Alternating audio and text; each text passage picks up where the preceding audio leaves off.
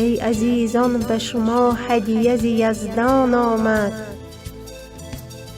عید فرخنده نورانی قربان آمد.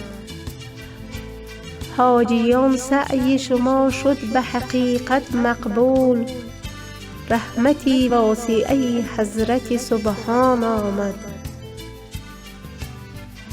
عید قربان به حقیقت ز خداوند کریم، آفتابی به شب ظلمت انسان آمد. جمله دلها چو کویر است پر از فصل آتش، بر کویر دل ما نعمت باران آمد.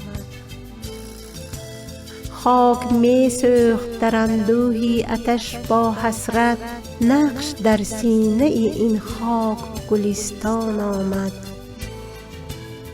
امر شد تا که به قربانی اسماعیلش، آن خلیل که پذیرفته ز رحمان آمد.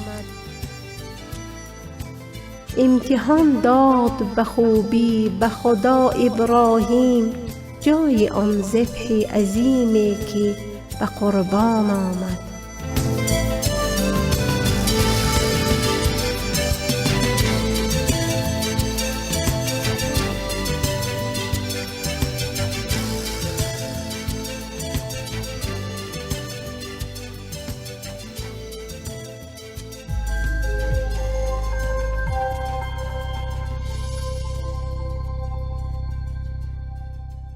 برای دریافت پادکست هایی بیشتر و برنامه های متنوعی رادیو مهر، ارمغان امید و آینده می توانید با واتساپ ما با شماره +90 531 623 0676 پیام دهید و با ما در ارتباط باشید.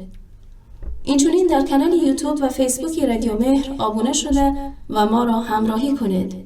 www.radiomehr.org